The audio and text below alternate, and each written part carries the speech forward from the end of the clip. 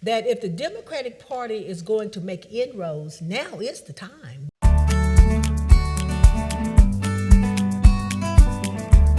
Good evening, I'm Delia Parker-Mims, and on this Up Close and Personal, we're going to be having a political discussion with none other than Ms. Bernadine Steptoe, the Emmy-nominated TV producer who has spent much of her career going over politics and talking about the political landscape in Texas. So let's begin. As to your point, who's voting? What have we seen? Every cycle, we get excited about young people and doing those numbers. But is it all theirs? Texas is the second largest state for non-voting. Why is that? They're not engaged. And you know what, too? I think let's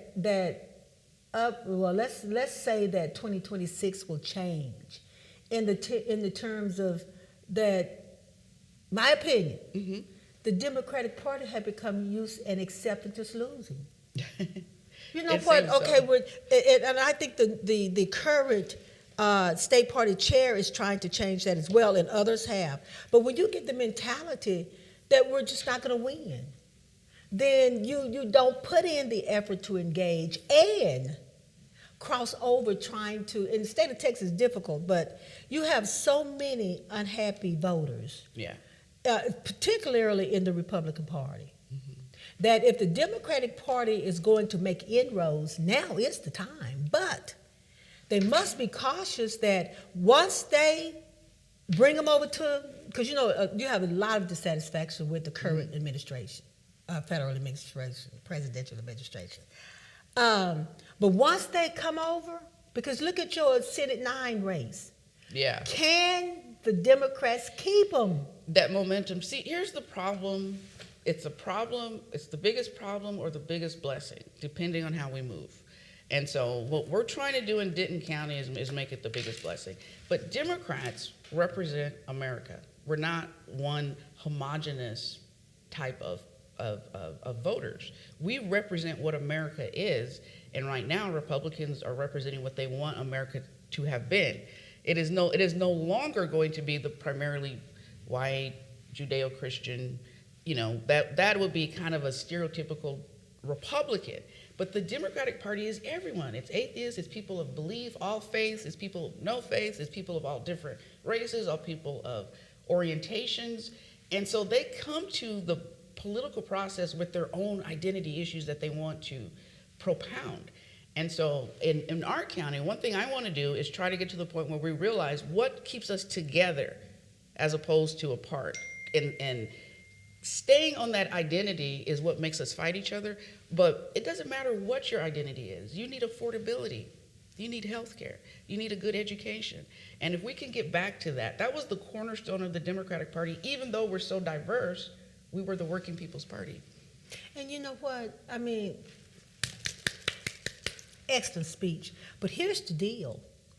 Is the Democratic Party messaging to let all those identities know that we are one party and that your issues will be addressed?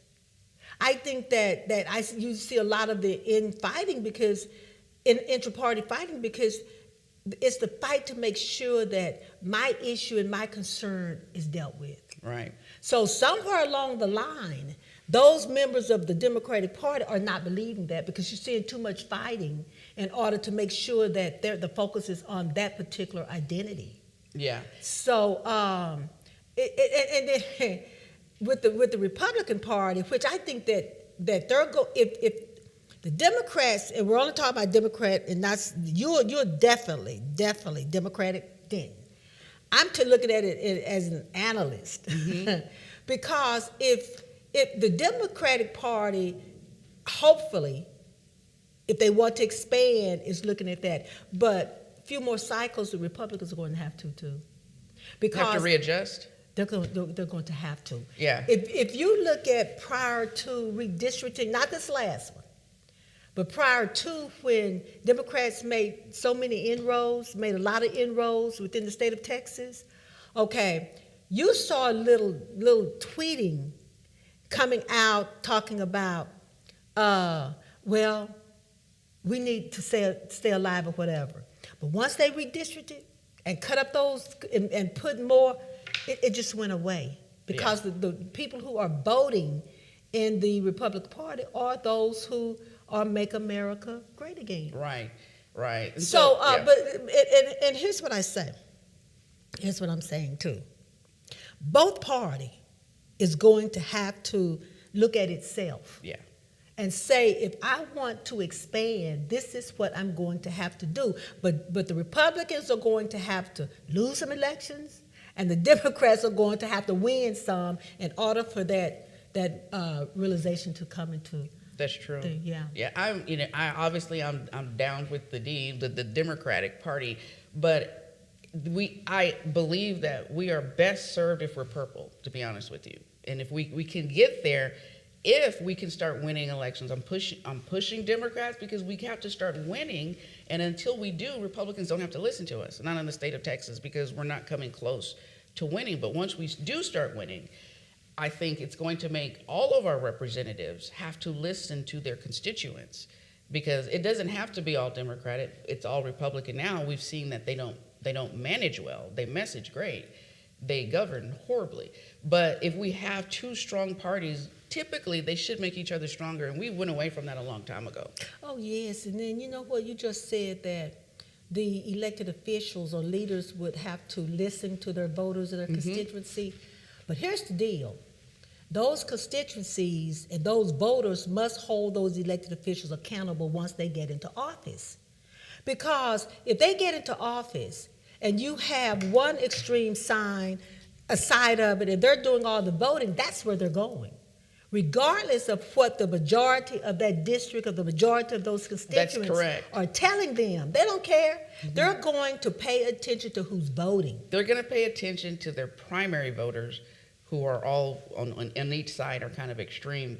So one thing that we can do as a general society is start realizing that all of these elections are important. The primary election is important. Don't leave it to the extreme sides to pick your November candidate. And so our current state legislator only listens to primary voters. But statewide, what have you been noticing in terms of this election and whether or not both sides are responding to it aggressively or being excited? The first week of early voting, I mean, the numbers were they increased all across Texas. And then in Dallas County, Denton County, Tarrant County, the numbers were 4 times when you looked at 2022, 2024. Right. So, we and I quadrupled. think You're right. and I think that has a lot to do with the current administration. So in 2020 in Denton County on day 1, and right now you and I were talking on day 4. 4 days of voting have been completed, right? They started on Tuesday. So 4 days have been completed. And in 2020, at day 4 in Denton County, we were at 6,000. In 2022, on day 4, we were at 3,000. And in 2024, we were at 4,000. And in 2026, we are at 15,600 on day 4.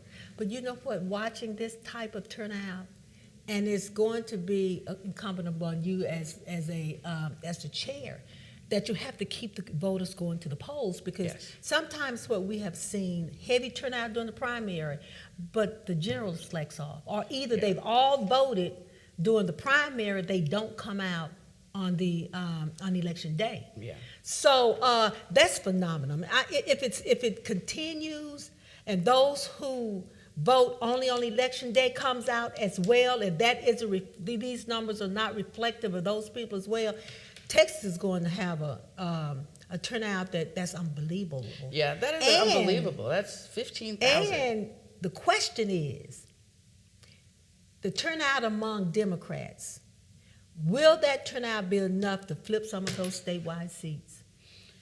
We're hoping. And like you mentioned, S9, the senatorial district that just flipped, which is largely Tarrant County. And we know we know their Tarrant County judge, right? And the things that he's propounding in that area. So to see that seat flip is nothing short of amazing. It is amazing. It gives us hope in Denton County. We're hopeful because we've continuously increased turnout, but our county party specializes in get out the vote. And that's the only thing we do. We say our job is to get people to the polls, so we're doing it the grassroots ways: phones, banking, texting, mailers, knocking on doors. And we continue to increase. So that method works. But I appreciate you coming and talking, and I hope you will come back to Denton County and share your excellence, because we have the phenomenal Bernadine Steptoe on our show in Denton County talking about our politics.